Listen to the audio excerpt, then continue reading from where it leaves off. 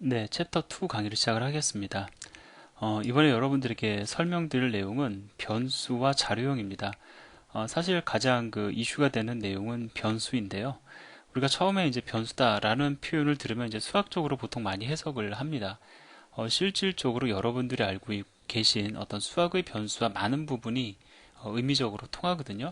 자, 근데 좀 제가 쉽게 설명을 드리도록 하겠습니다. 우리가 보통 이제 컴퓨터다라고 하면은 가장 쉽게 떠올리는 것 두 가지가 CPU하고 그 다음에 메모리입니다. 물론 이 메모리는 여러분들이 그 하드디스크까지 확장해서 생각을 하실 수가 있겠죠. 뭐 일단 저도 마찬가지입니다. 뭐 일반적으로 컴퓨터다라고 하면 실제 컴퓨터 구매를 할 때에도 CPU와 메모리 부분을 많이 살피죠. 그래픽 카드만 하더라도 그 자체적으로 가지고 있는 메모리, 좀 다른 얘기긴 하지만 그래픽 카드는 그 자체적으로 CPU와 메모리를 별도로 그래픽 처리를 위한 CPU와 메모리를 별도로 가지고 있는 그러한 디바이스죠. 자, 그래서 어쨌든 모든 시스템, 거의 대부분의 시스템은 CPU와 메모리를 빼고서는 이야기를 할 수가 없습니다. 자, 그럼 우리는 이제 여기서 비록 물리적인 디바이스이긴 하지만 여기서 프로그램의 성향을 확인할 수가 있습니다. CPU의 가장 큰 목적은 연산입니다. 연산이라는 건 여러분들이 알고 계신 뭐 덧셈, 뺄셈, 뭐 간단하게는 뭐 곱셈, 나눗셈 이런 연산들도 포함이 되죠. 뭔가 일을 하게끔 만드는 그러한 기호를 연산자라고 하는데 그러한 연산자 혹은 뭐 어떤 다양한 형태로 연산이 요구되어졌을 때 CPU는 동작을 합니다. 자, 그다음에 이제 메모리는 사실 우리가 보통 저장이라고 얘기를 하는데 저장 못지않게 중요한 것이 뭐 데이터를 저장했으면 그것을 내가 참조할 수 있어야 의미가 있는 것이니까 참조입니다. 자, 그래서 크게 보면은 그냥 뭐 단순하게 보면 모든 프로그래밍 랭귀지는 연산을 위한 방법과 저장을 위한 방법을 제공한다라고 얘기를 할 수가 있어요. 그러니까 뭐 이제 자바 같은 경우에는 객체 지향 언어이기 때문에 이렇게 단순하게 얘기하기에는 좀 무리가 사실이 있습니다. 그러나 그냥 뭐 좀 단순화시켜서 얘기한다면 자바의 문법 역시 연산을 위한 문법과 저장을 위한 문법으로 이루어져 있다고 여러분들 생각하시면 됩니다. 따라서 우리는 자바가 제공하는 연산을 위한 문법과 저장을 위한 문법을 통해서 CPU 기반의 연산과 메모리 기반의 저장 및 참조를 할 수 있다라는 것이죠. 자, 이번 챕터 2에서 여러분들에게 말씀드릴 내용은 바로 이 메모리에 관련된 내용입니다. 내가 프로그램 코드상에서 메모리 공간에다 뭔가를 저장하고 그리고 저장한 데이터를 참조하는 방법이 어떻게 되느냐, 바로 그와 관련된 내용을 여러분들에게 설명을 드리려고 합니다. 조금 시작이 거창한 감이 없지 않아 있지만은 그 뭐 어려운 내용은 아니기 때문에 여러분들이 이렇게 좀 더 큰 그림상에서 이해를 하셨으면 좋겠어요. 뭐 제가 그냥 변수는 이런 겁니다라고 말씀을 드리는 것보다 변수라는 것을 좀 더 폭넓게 메모리 공간의 접근을 위한 문법적 요소다, 이렇게 여러분들이 정의를 하고서 들어오시는 것이 훨씬 더 프로그래밍 언어를 잘 이해하는 방법이 되겠습니다. 자, 그럼 일단 변수에 대해서 제가 말씀을 드리기에 앞서서 메모리 공간의 활용에 대해서 조금 더 얘기를 해보도록 하죠. 자, 일단 메모리 공간의 활용에 필요한 두 가지 요소, 우리가 활용하고자 한다면은 두 가지 방법을 알아야 됩니다. 일단 내가 그냥 활용한다고 해가지고 무작정 활용이 가능한 것이 아니라 내부적으로 나름대로 어떤 질서가 존재하겠죠. 일단은 메모리 공간을 활용하기에 앞서서 내가 여기서부터 여기까지는 활용하겠다라고 미리 선언 및 할당해야 됩니다. 즉 데이터의 저장 및 참조를 위한 메모리 공간을 미리 만들어 공간을 확보해 두어야 된다는 것이죠. 그래서 여기서는 뭐 데이터 저장을 위한 메모리 공간 할당 방법이라고 되어 있는데 그냥 단순하게 확보하는 방법이 어떻게 되느냐, 확보 잘 해야 되겠죠, 활용을 하려면. 자, 뭐 어떻게 해서 이제 확보를 했다고 가정을 하겠습니다. 그러면 확보만 해 놓는다고 해서 모든 문제가 해결되는 것이 아니죠. 확보된 메모리 공간에 내가 접근하는 방법, 물론 여기서 얘기하는 접근은 저장과 참조를 같이 묶어서 이제 말씀을 드리는 겁니다. 과연 어떻게 접근할 것이냐, 이 이슈에 대해서도 이제 우리가 해결을 해야 됩니다. 그러면 단순하게만 본다면 내가 메모리 공간을 확보하고 접근할 수 있다면 내가 그 메모리 공간 활용할 수 있는 것이죠. 자, 그러면 어떻게 확보하고 어떻게 접근을 해야 되느냐? 물론 이런 어떤 확보와 접근의 방법은 모든 프로그래밍 언어에서 문법적인 요소로 제공을 합니다. 즉, 자바도 프로그래밍 언어죠. 내가 프로그램을 만드는 그러한 도구입니다. 따라서 메모리 공간을 확보하고 접근하는 문법적 요소를 얘는 제공해야 될 의무가 있다는 것입니다. 그러면 자바는 메모리 공간의 확보와 접근을 위해서 무엇을 우리에게 제공을 하고 있냐면은 바로 변수라는 것을 정의하고 있습니다. 즉 변수라는 것, 자, 뭐 여러분들이 수학적인 관점에서 변수를 이해하셔도 되는데 그냥 변수라는 걸 그냥 단순히 단어라고 생각을 하세요. 변수라는 것을 통해서 즉 여러분에게 변수라는 것의 선언을 선언 이제 변수를 갖다가 내가 프로그램상에서 이제 이렇게 선언한다라는 것은 만들어 둔다 뭐 어떤 만든다라는 측면으로 여러분들이 이해를 하시면 좋을 것 같습니다. 뭐 일단은 뭐 그냥 변수라는 것이 있다고 가정을 하고요. 이 변수라는 것을 여러분들에게 선언할 것을 요구합니다. 내가 변수 이런 거 쓰겠다 이렇게 요구할 것을 요구한다라는 것이죠. 자, 그래서 여러분이 변수를 선언하게 될 경우에 이 두 가지 선언이 함께 묶여집니다. 즉 변수의 선언이라는 것은 메모리 공간의 확보와 그 다음에 접근 방법을 동시에 결정하는 행위가 된다는 것이죠. 조금 너무 말이 어렵습니다. 근데 문법적으로 보고 이제 문장적으로 제가 실제 자바 코드를 가지고 여러분들에게 설명을 드리면 지금 저자가 얘기하는 것이 어떤 내용인데 어떤 내용을 좀 저렇게 어렵게 얘기하는구나 라고 여러분들이 판단을 하실 수가 있습니다. 자, 그러면 일단 지금까지 얘기한 내용을 정리를 해보면 우리가 지금 고민해야 되는 것은 바로 이런 겁니다. 메모리 공간이 있으면 일단 확보 어떻게 할 것인가, 확보하고 나서 그 확보된 메모리 공간은 어떻게 접근할 것인가, 이 두 가지 방법에 대해서 자바가 제공하는 자바에서 요구하는 이 두 가지를 위한 자바에서 요구하는 문법이 어떻게 되는지를 한번 살펴보자라는 것이죠. 자, 그러면 이제 변수에 대해서 좀 얘기를 해보도록 하겠습니다. 자, 제가 앞에서 확보와 접근이라고 얘기를 했습니다. 확보, 그 다음에 접근. 근데 이것 말고도 중요한 것이 한 가지가 더 있습니다. 예를 들어서요. 여러분에게 이제 4바이트의 메모리 공간이 확보되었다고 가정을 해보겠습니다. 여러분들이 4바이트 메모리 공간이 여러분에게 확보되었어요. 자, 그 다음에 어떻게 해서든지 뭐 접근하는 방법도 알고 있습니다. 그러면 확보가 되었고 접근 방법은 알고 있으니까 제가 여러분들에게 부탁을 해볼게요. 숫자 3을 한번 저장해 보시겠습니까? 그럼 어떻게 저장을 하시겠습니까? 숫자 3을 메모리 공간에 어떻게 저장을 해야 3이라는 값이 저장이 되어 있을까요? 자, 또 다른 거 하나 제가 질문을 드릴게요. 이번에 2.4를 한번 저장해 보시겠습니까? 엄밀히 따지면 우리는 숫자 3을 저장하는 방법도 모르고요. 그 다음에 뭐 2.4를 저장하는 방법도 역시 모릅니다. 그러니까 3이라는 숫자는 단순하기 때문에 혹 여러분이 이진수에 능통하다면 뭐 나름대로 뭐 결론을 내리실 수도 있습니다. 근데 실수까지 확정을 해서 보면은 2.4라는 값의 저장까지 고려를 해서 보면은 과연 내가 저장을 어떻게 해야 되는지 그 저장 방법을 모른다라는 겁니다. 근데 단순하게 생각을 해보면 만약에 3이라는 숫자를 갖다가 프로그램이 그러니까 컴퓨터가 이해할 수 있는 형태로 직접 메모리 공간에 저장을 해야 된다면 저장 방법을 여러분이 직접 명시해야 된다라고 하면 그것만큼 골치 아픈 일이 없을 거예요. 그리고 그렇게 골치 아프다라는 것은 프로그래밍 언어의 어떤 그 자격을 상실하는 것이 됩니다. 예를 들어서 2.4를 갖다가 여러분들이 4바이트에 어떻게 저장을 해야 된다라는 아주 세세한 것을 여러분들에게 넘긴다라고 하면 자바라는 언어는 프로그래밍 언어로서의 어떤 가치를 잃게 된다라는 것이죠. 다행히도 여러분은 숫자 3을 저장할 때 나는 숫자 3을 저장하고 싶습니다라고만 외치기만 하시면 적절히 알아서 3이 저장이 됩니다. 즉 실질적인 저장 방법, 컴퓨터가 이해할 수 있는 3의 표현 방법을 여러분이 신경 쓰지 않으셔도 된다는 겁니다. 마찬가지입니다. 여러분이 2.4를 저장할 때에도 나는 실수 2.4를 저장하겠습니다라고 외치기만 하면, 물론 여기서 외친다라는 것은 정말로 여러분들이 공중에 대고 외치시는 것이 아니라 프로그램 코드상에서 외쳐야 되겠죠. 예, 문장적으로 외쳐야 됩니다. 자, 그렇게 외치기만 하시면 메모리 공간이 자동으로 저장이 된다는 거예요. 2.4가 어떻게 컴퓨터상에서 표현된다라는 것, 여러분들 세세한 것을 모르셔도 된다는 겁니다. 자, 그러면 확보와 접근뿐만이 아니라 이거 말고 중요한 것이 하나 더 등장했습니다. 바로 무엇이냐면은 실질적인 데이터의 표현 방법이라고 얘기를 해보죠. 표현, 어떻게 저장할 것이냐, 실질적인 저장의 방법, 값을 표현하는 방법, 그것을 우리는 이제 또 하나의 중요한 이슈로서 지금 얘기를 해보자라는 것이죠. 자, 근데 변수의 선언이라는 것은요, 이 세 가지를, 이거 어떻게 보면 크게 두 가지입니다. 이거 하나하고 이거 하나 이렇게 해서 크게 두 가지로 얘기할 수 있는데 뭐 여러분이 세 가지로 나누셔도 되고 두 가지로 나누셔도 상관없습니다. 어쨌건 뭐 저는 일단 두 가지로 나눌게요. 제가 여기서 두 가지로 나눠놨으니까 이 두 가지의 모든 내용을 갖다가 포함하는 것이 바로 변수의 선언입니다. 자, 그럼 한번 문장적으로 한번 예를 들어 볼까요? 자, 나는 예를 들어서 10진수 정수의 저장을 위한 메모리 공간을 할당하겠다. 지금 이건 뭘 외치는 겁니까? 내가 메모리 공간 할당하면은 그 메모리 공간에다가 정수 저장할 거니까 네가 알아서 정수 저장해 달라라는 하나의 요청입니다. 외치는 겁니다. 자, 그 다음에 여기 보면 이제 또 어떠한 요구사항이 있냐면은 그 메모리 공간의 이름을 넘이라 하겠다. 지금 이건 뭘 얘기하는 겁니까? 공간의 할당이라는 얘기가 지금 나왔죠. 근데 그냥 할당하는 게 아닙니다.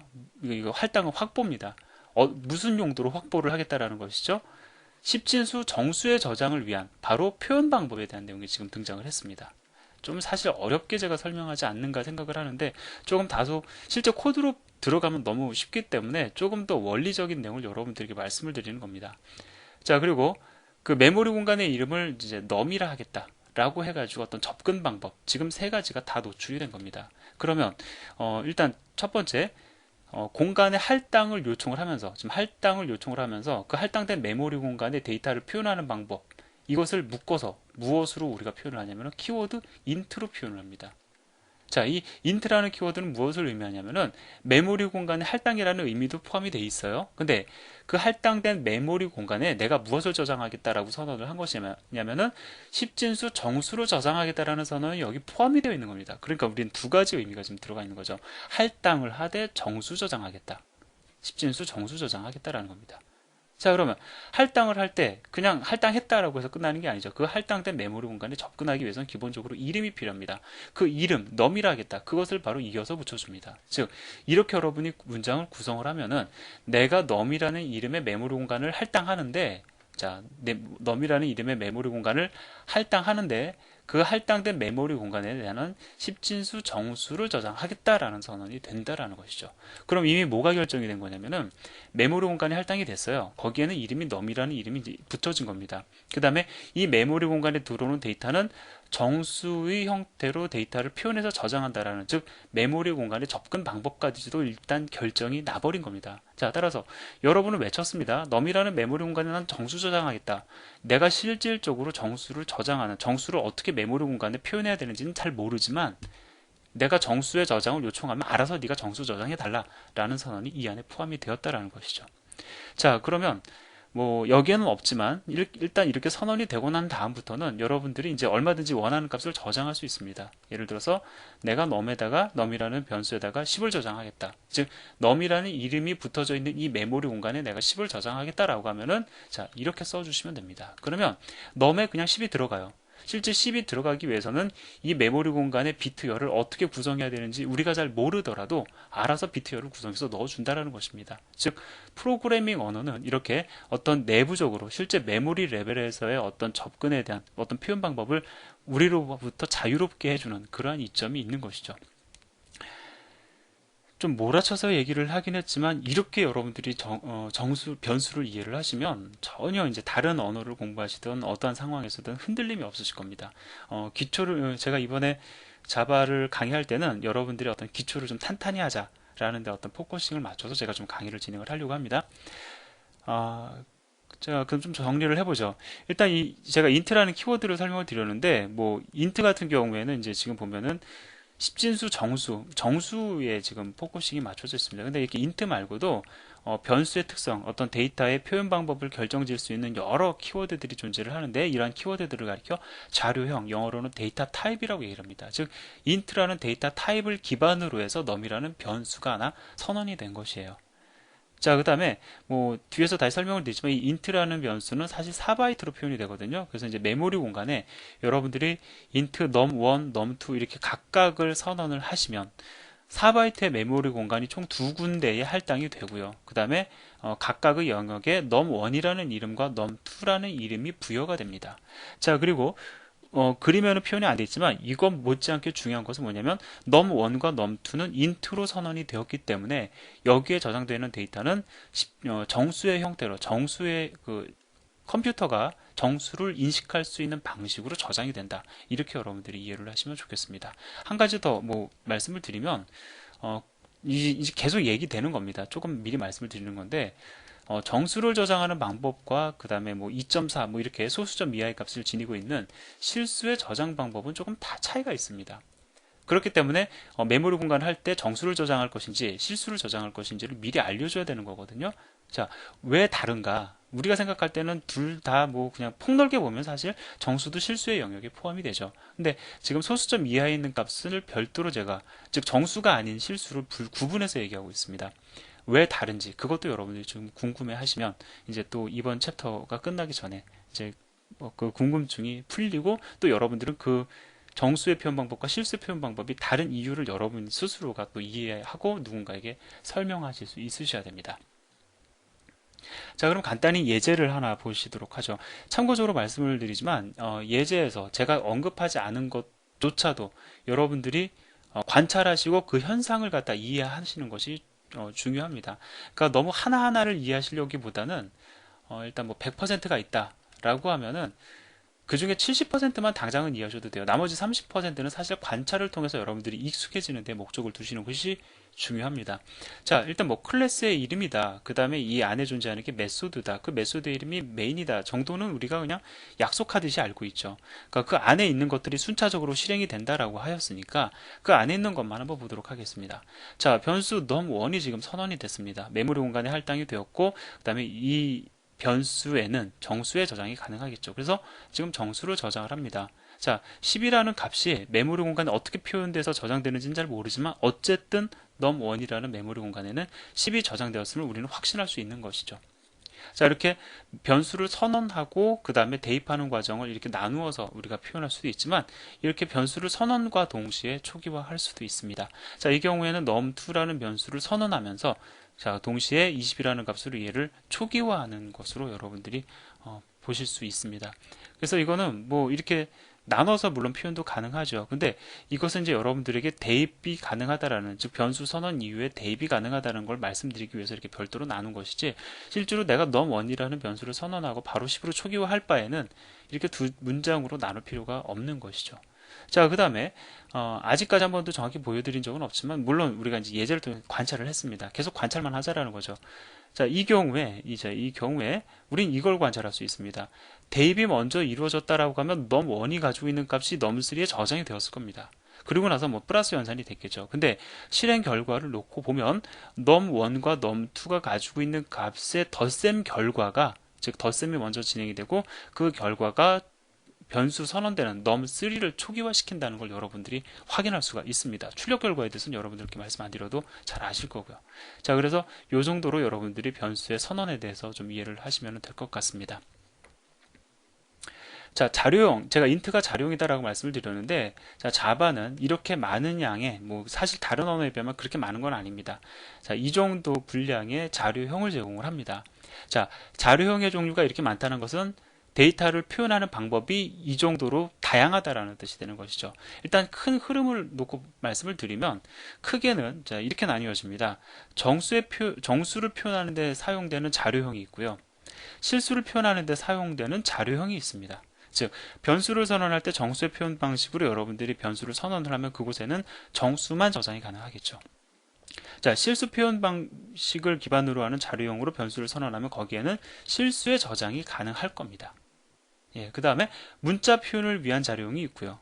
그 다음에 참과 거짓의 표현을 위한 자료형이 있습니다. 요거는 제가 또 별도로 말씀을 여러분들에게 드릴 겁니다. 자, 그럼 뭐 좀 간단히 좀 정리를 또 나눠서 해보면은 정수를 표현하는 데 사용되는 이 자료형 4개 다 정수의 표현에 사용이 됩니다. 다만 차이점이 있다면 정수를 표현하는 데 사용되는 바이트의 크기입니다. 뭐 여러분들이 수학적으로 어느 정도 계산이 가능할 거라고 생각이 되는데요. 예를 들어서 내가 2비트, 그러니까 2개의 비트를 가지고 표현할 수 있는 데이터는 00, 01, 10, 11, 2의 2승 해가지고 4가 되죠. 근데 내가 8비트를 가지고 표현할 수 있는 데이터의 수는, 즉 이 8비트는 2의 8승이 되어가지고 256개입니다. 즉 바이트 수가 크면 클수록 표현할 수 있는 값의 개수가 늘어난다는 것은 내가 정수를 표현하더라도 몇 바이트로 표현하느냐에 따라서 그 정수를 표현할 수 있는 범위의 크기가 달라진다는 겁니다. 자, 물론 무조건 큰 것을 우리가 선호할 수도 있겠지만 적당한, 그러니까 필요한 그 범위를 갖다 예측해서 변수를 선언을 해야지만 우리가 메모리 공간을 아낀다는 측면도 생각을 해볼 수가 있겠죠. 자, 그래서 정수도 마찬가지로 그 바이트 쇼트 인트롱의 차이점은 정수를 표현하는 데 사용되는 바이트의 크기입니다. 바이트의 크기고요. 플로트 더블 마찬가지입니다. 실수를 표현하는 데 사용이 됩니다. 다만 이 둘의 차이점은 바이트의 크기입니다. 여기 뭐 나와 있는 것처럼 플로트는 4바이트를 사용합니다. 더블은 8바이트를 사용합니다. 자, 이거와 관련해서도 또 제가 다시 말씀을 드릴 겁니다. 그 다음에 문자 표현을 위한 그러한 그 자료형이 별도로 존재합니다. 자, 캐릭터형이라고 우리가 읽고요. 그 다음에 이건 제가 나중에 다시 말씀을 드리겠다고 말씀을 드렸습니다. 자, 그래서 표현 가능 범위 일단 한번 읽어보시기 바랍니다. 제가 또 구체적으로 말씀을 드릴 거니까 뭐 그 다음에 이거는 이 정도는 여러분들이 관찰하실 수 있으시죠. 1바이트, 2바이트, 4바이트, 8바이트 지금 배로 늘어나고 있는데 늘어나면 늘어날수록 표현할 수 있는 값의 범위가 이렇게 많이 차이가 납니다. 예, 그거는 뭐 실수의 경우에도 마찬가지죠. 여기 보면은 마이너스 45에서 38승. 근데 여기서 마이너스 324에서 그 다음에 플러스 308. 자, 이 값의 차이가 범위가 어마어마한 차이를 보이고 있습니다. 자, 그러면 이제 예제를 하나 더 보도록 하겠습니다. 더블형 변수를 선언하고 그 더블형 변수의 활용 예를 지금 보도록 하겠습니다. 자, 여기 보면은 더블형 변수 num1 콤마를 통해서 num2 그 다음에 result 이렇게 하나의 예를 또 여러분들에게 보여드리고 있는데 내가 변수를 선언할 때 키워드 더블, 인트 이러한 그 자료형 키워드를 하나 쓰고요. 이어서 콤마를 이용을 해가지고 둘 이상의 변수 선언이 가능합니다. 그 다음에 여기 나와 있지 않지만 내가 이 중에서 num2를 갖다가 나는 초기화를 하고 싶다. 뭐 만들자마자 값을 할당하고 싶다라고 하면 여기다 그냥 는 1.2 뭐 이런 식으로 해가지고 여러분들이 실수를 저장하셔도 됩니다. 자, 근데 여기서 보면은 일단 변수를 선언하고 나서 그 변수를 갖다가 num1은 1.0000001로 그 다음에 num2는 2.0000001로 초기화를 해주고 있죠. 예, 값을 저장해주고 있습니다. 자, 그 다음에 이어서 num1과 num2의 덧셈 결과를 리절트에 저장해주고 있습니다. 그 다음에 리절트 결과를 출력해주고 있죠. 뭐 코드의 흐름은 이제 매우 간단합니다. 근데 여러분들 보시다시피 우리가 생각했을 때는 3.0000002가 출력이 되어야 되는데 실행 결과를 보면 이것과 상당히 큰 차이가 큰 차이는 아니죠. 약간의 차이가 있음을 여러분들이 확인할 수 있습니다. 이거 왜 차이가 나는 것일까? 왜 오차가 존재하는 것일까? 이것을 이해하는 것도 이번 챕터의 목적 중에 하나입니다. 일단은 오차가 존재한다는 것만 여러분들이 기억을 해 두시면 좋겠습니다. 자, 그 다음에 이제 변수의 이름을 짓는 방법에 대해서 좀 간단히 말씀을 드리면요. 일단 제약사항이 존재합니다. 숫자로 시작할 수가 없어요. 예를 들어서 뭐 변수의 이름을 뭐 1a, b 뭐 이런 식으로 해서 1 이런 숫자로 시작할 수 없습니다. 그 다음에 이런 특수문자들 여러분들 키보드 보면 특수문자 꽤 있죠. 근데 여기서 요것과 요것을 제외한 다른 특수문자는 사용이 불가능합니다. 그 다음에 이 키워드라는 것에 대해서 좀 말씀을 드리면 이 키워드라는 것은 자바 문법을 구성하기 위해서 이미 약속되어진 어떤 그 문자라고 표현하기 좀 그렇죠. 그런 어떤 단어들이 바로 키워드입니다. 예를 들어서 우리가 앞서 봤던 int 이것도 하나의 키워드가 됩니다. 예, 약속되어져 있는 거죠. 변수 선언에서 어떤 의미를 갖습니다. 자, 그래서 이러한 것들은 그 변수의 이름으로 등장을 할 수가 없습니다. 근데 이거 굳이 외우지 않으셔도요. 컴파일 뭐 예를 들어 여러분들이 변수 이름을 잘못 지정하면 컴파일하는 과정에서 에러가 발생이 되거든요. 그럼 그때 이제 여러분들이 인식하시고 바꾸셔도 되니까 일단 대략적으로 뭐 꼭 기억해야 된다라는 부담 없이 그냥 여러분들이 그냥 이런 것들이 어떤 제약사항이 있다라는 정도만 여러분들이 좀 별도로 확인만 이해만 해 놓으시면 좋을 것 같습니다. 나중에 필요할 때 다시 참조해서 보시면 되니까요. 자, 그다음에 이제 자바의 키워드들이 있어서 한번 이렇게 여러분들에게 소개를 해드립니다. 자, 이 책에서 이제 이 모든 키워드들 거의 대부분을 여러분들에게 설명을 드릴 거고요. 뭐 거의 대부분이 아니라 아마 다 설명이 이루어질 겁니다. 자, 그리고 이걸 여러분들에게 이렇게 말씀을 드린 이유는 이것들이 키워드다라는 것을 한번 여러분들에게 보여드리기 위한 것이지 지금 이걸 당장 다 알아야 된다라는 의미로 실어 놓은 것은 아닙니다. 자, 이렇게 해서 일단 그 챕터 2의 첫 번째 강의를 완료를 했으니까 우리가 지금 알고 있는 사실이죠. 정수의 표현 방식, 즉 메모리 공간을 할당한 다음에 그곳에 정수를 저장할 때 정수가 저장되는 방식과 실수가 저장되는 방식이 다르다라고 지금 제가 말씀을 드렸습니다. 어떻게 다른지, 정수가 어떻게 표현이 되는지, 실수가 어떻게 표현이 되는지, 자, 그런 내용들을 이제 하나씩 다음 강의를 시작으로 해서 여러분들에게 설명을 드리도록 하겠습니다. 감사합니다.